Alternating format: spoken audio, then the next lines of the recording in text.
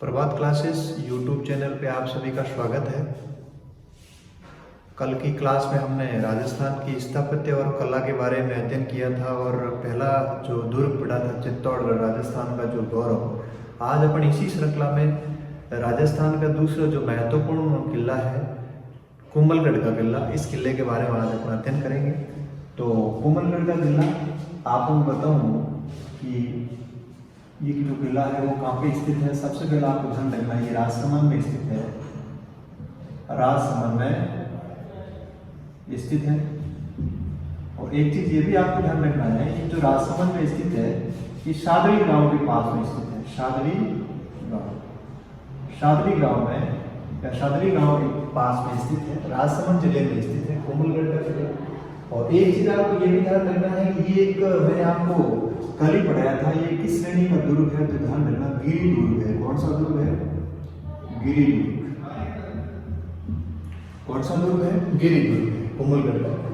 इसके बाद में आपको एक चीज ये भी ध्यान रखनी है, जो वर्तमान में जो कुंभलगढ़ का किला है ये कौन सी पहाड़ी पे स्थित है, तो पहाड़ी का नाम है जरगा की पहाड़ी।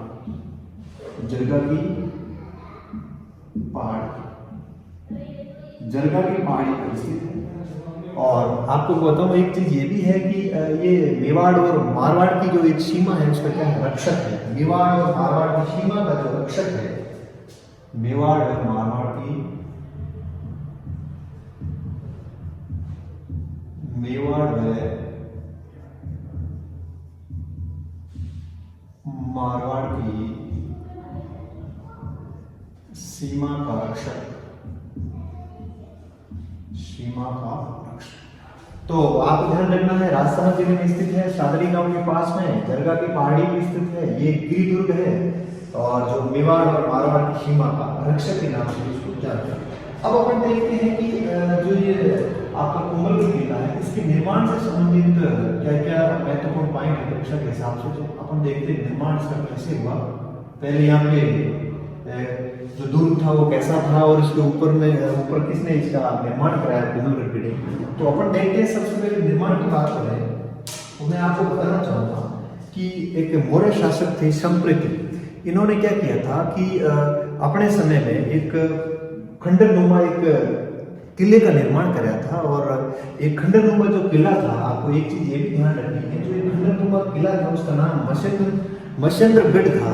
लेकिन इसी मच्छेंद्रगढ़ के ऊपर महाराणा कुंभा ने जो इसका पुनर्निर्माण कराया और उसके बाद में इसका नाम क्या रखा? कुंभलगढ़ रखा। तो आपको ध्यान रखना है निर्माण से संबंधित एक चीज आपको यह ध्यान रखनी है कि प्राचीन समय में यहाँ पे एक खंडरनुमा दुर्ग था, खंडरनुमा दुर्ग था इस तरह से, ठीक है। और ये जो दुर्ग था ये मौर्य शासक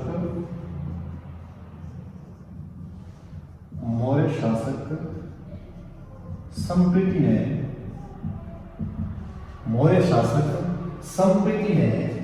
मच्छेंद्रगढ़ के नाम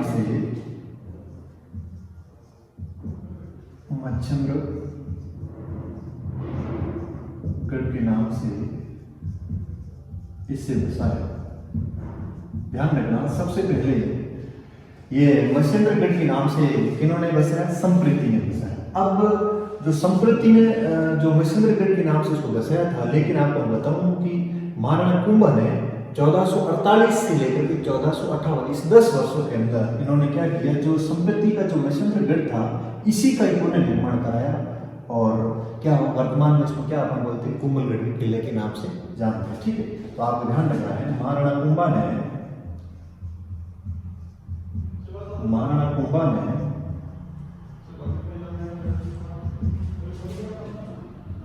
इस मच्छेंद्रगढ़ का निर्माण करवाया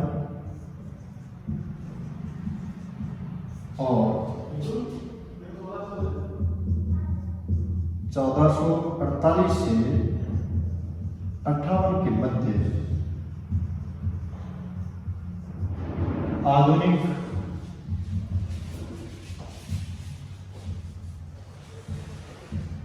कुंभलगढ़ का निर्माण करवाया। आधुनिक कुंभलगढ़ का निर्माण करोड़ा। ठीक है, तो आप ये पूछ ली कि जो वर्तमान में कोमलगढ़ किला है तो पहले किस किले के नाम से जाना जाता, तो आप ध्यान रखना मच्छिंद्रगढ़ के नाम से, और इसको मौर्य शासक समृद्धि ने बनाया था, लेकिन वर्तमान में इसका पुनर्निर्माण महाराणा कुंभा ने कराया, और इसी मच्छिंद्रगढ़ का जो किला है टूटा फूटा किला था, इसी पे वापस 1448 से 58 के मध्य एक आधुनिक कोमलगढ़ का निर्माण कराया। अब अपन देखते हैं कि इन्होंने जो कोमलगढ़ जो नाम रखा था, आपको ध्यान रखना इस किले का जो कोमलगढ़ नाम है वो रानी कुंभल के नाम, रानी कुंभल के नाम पर, रानी कुंभल के नाम पर कोमलगढ़ पड़ा, कोमलगढ़ पड़ा।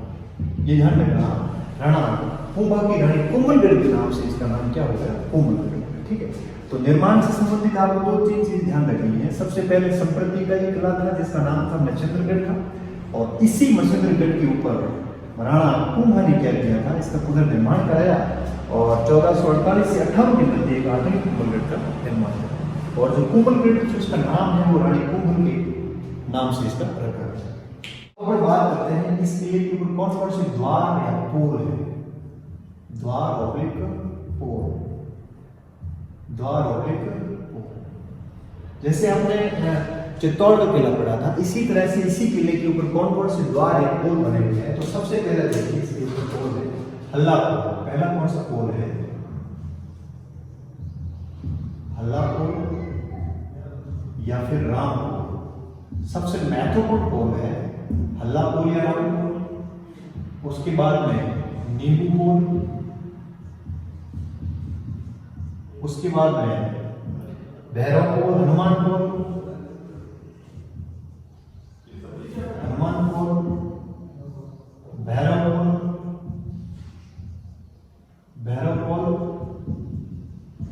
गणेश पोल, गणेश पोल, और उसके बाद में चौहान पोल,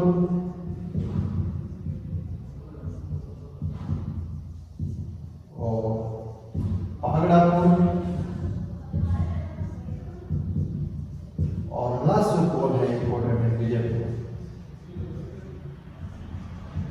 तो ये इसके ऊपर क्या है पोल, आपको ध्यान रखना सबसे जो महत्वपूर्ण पोल है वो कौन सा पोल है आपका, हल्ला पोल या राम पोल। ये आपका प्रवेश द्वार है। आपको पूछे कि कोमलगढ़ का जो प्रवेश द्वार है कौन सा पोल है, तो आपको ध्यान रखना हल्ला पोल या राम पोल। जो सबसे महत्वपूर्ण पोल है जिसको हल्ला पोल या राम पोल बोलते हैं, यही कोमलगढ़ दुर्ग का क्या है, प्रवेश द्वार है। ध्यान रखना कोमलगढ़ दुर्ग किले का जो प्रवेश द्वार है कौन सा पोल है, हल्ला पोल या राम।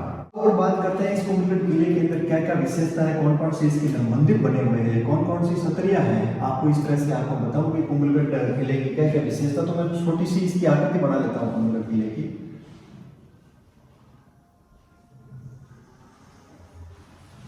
ये आपका कोमलगढ़ किला है। आपको मैं बताऊं कि कोमलगढ़ किले की जो प्राचीर है, जो ये दोहरी है, ध्यान रखना प्राचीर कैसी है, दोहरी है। जगह जगह पर विशाल बुर्ज भी बने हुए हैं और दोहरी है, और इसी दोहरी दीवार के मध्य मिट्टी भर करके एक चौड़ी बढ़िया दीवार का निर्माण किया हुआ है। यह आपको ध्यान रखना, एक चौड़ी प्राचीर बनी हुई है। इसकी विशेषता क्या क्या हम देखेंगे। यह है इसका प्रवेश द्वार, मान लो ये इसका प्रवेश द्वार है, और प्रवेश द्वार कौन सा पोल है, हल्ला पोल या राम पोल, हल्ला पोल या राम पोल। यह है कोमलगढ़ किले का प्रवेश द्वार, प्रवेश द्वार। ठीक है, अब अपन बात करते हैं। सबसे पहले आपको बताऊं, ये जो आपको दिख रही है ये चौड़ी दीवार है, इसकी क्या है, दीवार। और कोमलगढ़ की जो दीवार है इसकी जो लंबाई है, परीक्षा में कई बार पूछा जाता है, तो इसकी लंबाई लगभग कितना किलोमीटर है, 36 किलोमीटर। कितने किलोमीटर लंबी है इसकी दीवार की लंबाई, 36 किलोमीटर। और आपको बताऊं कि चाइना के बाद में भारत की महान दीवार, ध्यान रखना भारत की महान दीवार, चाइना के बाद में ये भारत की क्या है, महान दीवार। ध्यान रखना चाइना के बाद में जो कोमलगढ़ किले की जो दीवार है इसको क्या बोलते हैं, महान दीवार। एक चीज आपको ये भी ध्यान रखना है कि इसी दीवार पर एक साथ 4 घोड़े चल सकते हैं। ध्यान रखना एक साथ 4 घोड़े चल सकते हैं। इतनी चौड़ी दीवार है कि एक साथ कितने घोड़े चल सकते हैं? 4 घोड़े एक साथ चल सकते हैं। इसके बाद हम बात करते हैं कि जो कोमलगढ़ का जो किला है, इस कोमलगढ़ किले के भीतर एक छोटा सा दुर्ग और है जिसको लघु दुर्ग भी बोल सकते हैं। तो उसका नाम क्या है? कटारगढ़। ध्यान रखना, बड़ा इंपॉर्टेंट है। कोमलगढ़ के भीतर एक और छोटा सा किला है जिसका नाम क्या है? कटारगढ़। इंपॉर्टेंट चीज है, आपको ध्यान रखना, कोमलगढ़ किले के भीतर एक क्या है? कटारगढ़ है, लघु दुर्ग है कटारगढ़।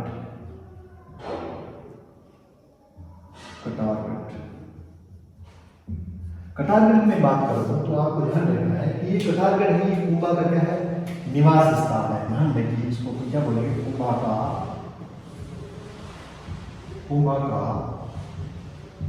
निवास स्थान। कुंभा का निवास स्थान, राणा कुंभा का क्या है? निवास स्थान है। एक चीज आपको ये भी ध्यान रखनी है, जो कटारगढ़ है कि इस कटारगढ़ के बारे में अबुल फजल क्या कहते हैं कि कटारगढ़ नाम इसलिए पड़ा क्योंकि बहुत ऊंचाई पर स्थित है, सीधी ऊंचाई पर स्थित होने की वजह से इसका नाम क्या है? कटारगढ़। तो कटारगढ़ के बारे में अबुल फजल क्या लिखते हैं? ध्यान रखना, अबुल फजल के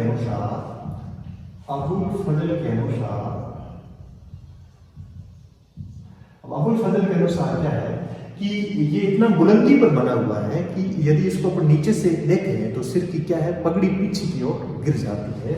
तो आपको ये ध्यान रखना है, ये इतनी बुलंदी पर बना हुआ है, इतनी बुलंदी पर बना हुआ है, ये इतना बुलंदी पर बना हुआ है कि ऊपर देखने पर सिर की पगड़ी, ऊपर देखने पर सिर की पगड़ी पीछे की ओर गिर जाती है, पीछे की ओर गिर जाती है। ये ध्यान रखना, ये जो कथन है किसका है? अबुल फजल का है।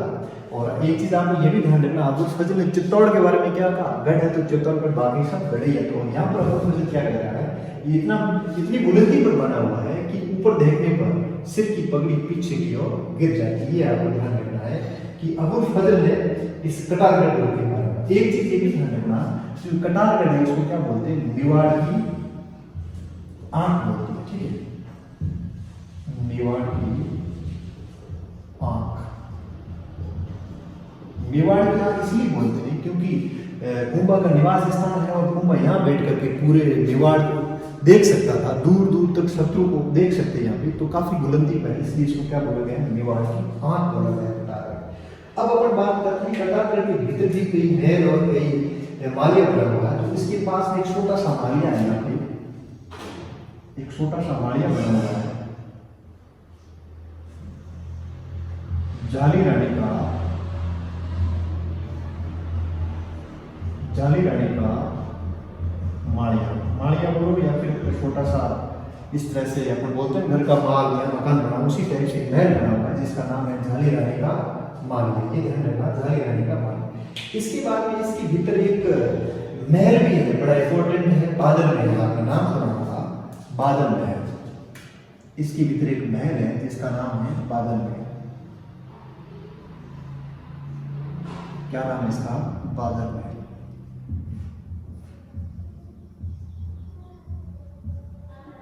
बादल महल। अब मैं बादल महल की बात करूं कि बादल महल, आपको एक चीज ध्यान रखना है, बादल महल में 2 कक्ष है छोटे छोटे, एक जनाना कक्ष है, एक मर्दाना कक्ष है। एक कक्ष का नाम है जनाना कक्ष और दूसरा जो कक्ष है उसका नाम है मर्दाना कक्ष।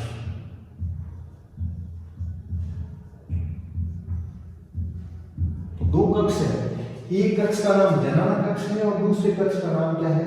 मर्दाना कक्ष है। तो जनाना कक्ष है, मर्दाना कक्ष में जनाना कक्ष है, इसके अंदर भी 2 छोटे छोटे और कक्ष है, ध्यान रखना। मर्दाना कक्ष को वहां की जो रानी है, इसका ब्यूटी पार्लर भी कहते हैं, ये रानियों का कक्ष है।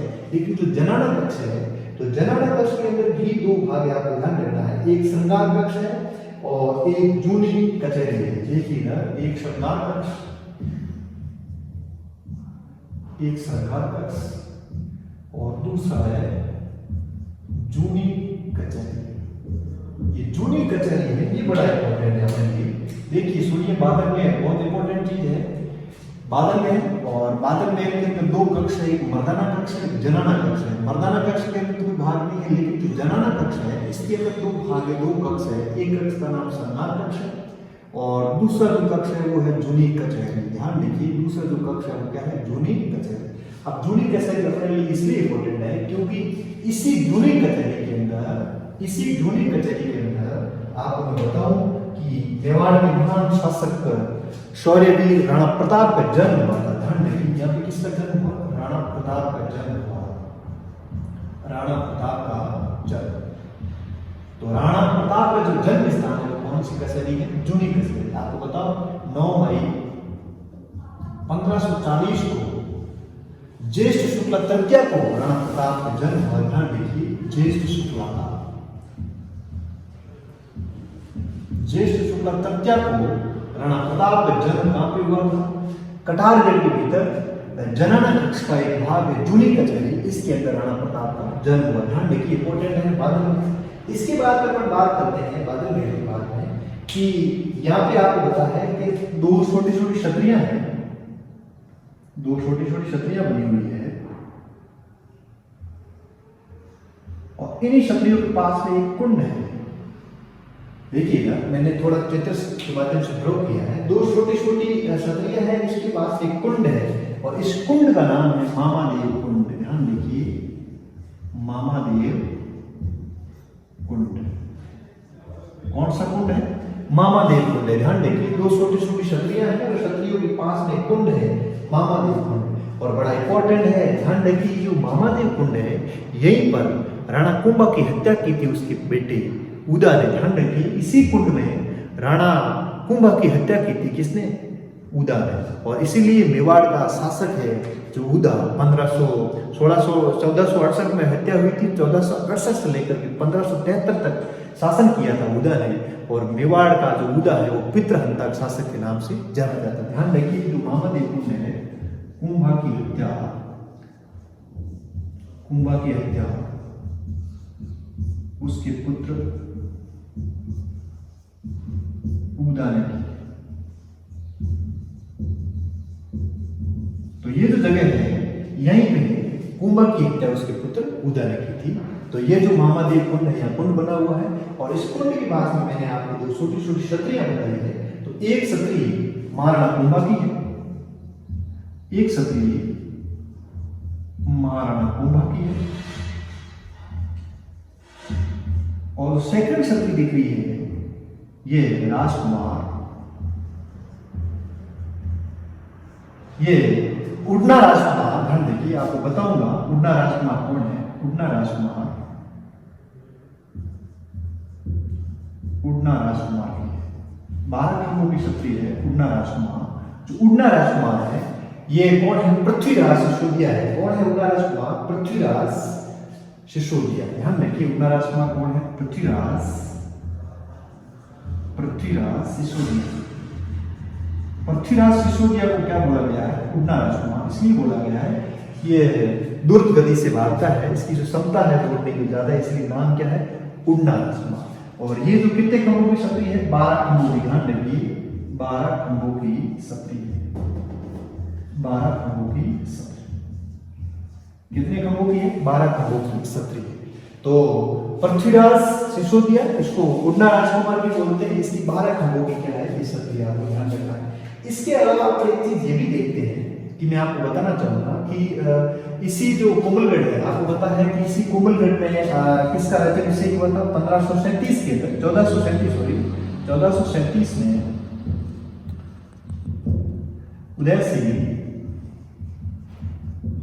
उदय सिंह सेकंड का राज्याभिषेक भी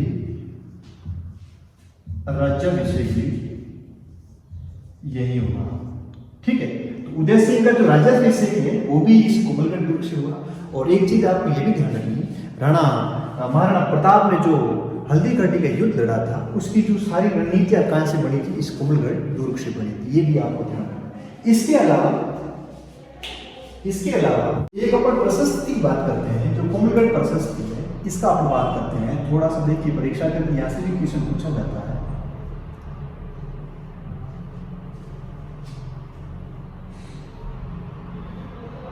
एक प्रशस्ति देखते हैं, इसका नाम क्या है? कोमलगढ़ प्रशस्ति। देखिएगा, आपको पता है कि कोमलगढ़ जो प्रशस्ति है इसकी अपन बात करते हैं तो एक मंदिर है, आपको ध्यान रखना, कुंभ श्याम मंदिर। देखिए इसका नाम क्या है? कुंभ श्याम मंदिर। ठीक है, ये जो कुंभ श्याम मंदिर है, इस कुंभ श्याम मंदिर को ही अपन क्या बोलते हैं? मामादेव भी बोलते हैं। मामादेव मंदिर के नाम से भी जाना जाता है। ध्यान देखिए, कुंभ श्याम जो मंदिर है इसको क्या बोला गया है? मामादेव।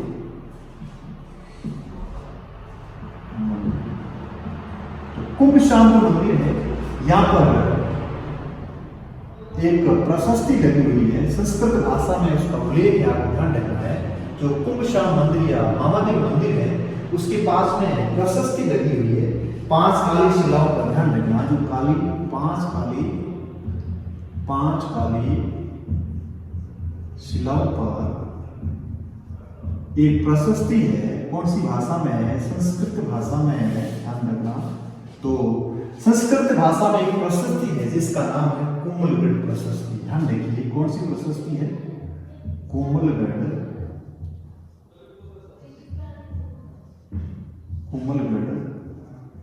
प्रशस्ति। ठीक है, कौन सी भाषा में है? संस्कृत भाषा में। ध्यान देखिए, जो कोमलगढ़ प्रशस्ति है कौन सी भाषा में है? संस्कृत भाषा में है। तो इसके लेखक की बात करते हैं तो आपको बताऊं, इंपॉर्टेंट है, कई बार परीक्षा पूछा जाता है। तो इसके 2 लेखक हैं, ध्यान रखना। एक लेखक तो इसका, एक लेखक कान्हा व्यास है, लेकिन एक लेखक परीक्षा के अंदर आपको पूछ लेगी कोमलगढ़ प्रशस्ति के लेखक कौन है, तो आप सीधा लिखोगे कान्हा व्यास। लेकिन एक चीज आपको ये भी ध्यान रखनी है, यदि पंडित गौरीशंकर हीराचंद ओझा के अनुसार भी आपको पूछ ली, देखिएगा, यदि आपको लेखक पंडित गौरीशंकर हीराचंद ओझा के अनुसार